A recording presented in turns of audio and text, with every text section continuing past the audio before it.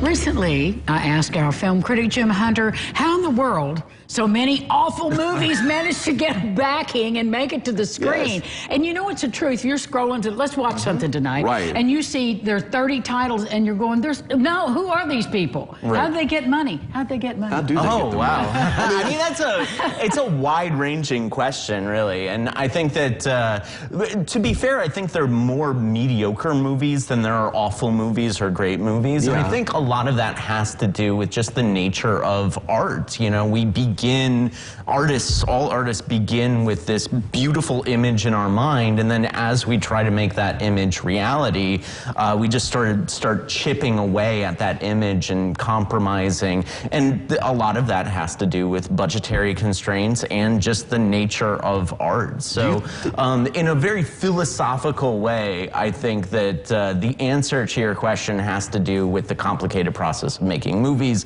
and the complicated process of art as a whole. It's like too many cooks in the kitchen. That's what Too I many compare it to. producers. What is that? What we're talking about? You're constantly compromising. You say like the studio heads. It's almost like everybody wants, and I'm sure there are plenty of micromanagers there, and they get in each other's way a lot, right? Sure. Yeah, I mean, that's part of it, but it's also like, imagine a beautiful image in your head and then try and draw it. Yeah. And then realize the difference between what you drew and what was in your head. And that happens on a massive scale when you think about film. So then you wonder how any of them ever get made, or you wonder when the people are in the editing room and they've seen the filming, they've seen the whole thing, and they go, well, that wasn't what I meant at all.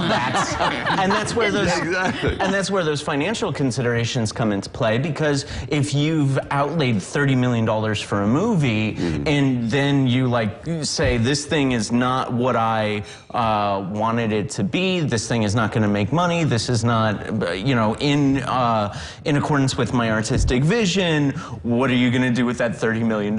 So you gotta release it as imperfect as it is, and sometimes, and I also think that there's a taste issue. There's a movie that I had to watch for the Critics' Choice Awards for the horror movie discussion called Slaxx, S-L-A-X-X.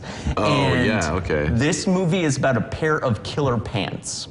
Say again. A pair of killer. I don't care about killer what pants in my closet. Yeah, you rock some good pants. This is a movie about, so it's terrible. It's gotta be terrible. Absolutely terrible. But the thing is that there are people who like those cheeky, stupid horror movies. But not people with $30 million, are they? Well, that's, you sort of scale the budget down for the killer pants movie. I get this whole grand vision thing and then transferring it to film or whatever, but that's no grand vision. And anybody can tell that's not a grand vision. But they still made it. Right there. Yeah. But they still made it. They still made it, and they were trying to do a thing. They tried to do some sort of post-colonial thing in Slaxx.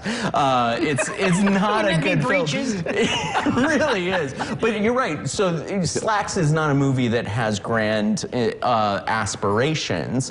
But the films that do have grand aspirations and then fall to sort of mediocre level, that's where I'm talking about the $30 million copycatism too, because when Airplane came out way back in the day, and I remember '80, it's like everybody thought they could make a movie that funny, with just throwing things at you, all that kind of stuff. And it's like, then you find out, you know what? That's not funny. It's just they think they're going to be as funny as Airplane. They're nowhere close. And they aren't. And so I just have to say this last thing about terrible movies. Yes.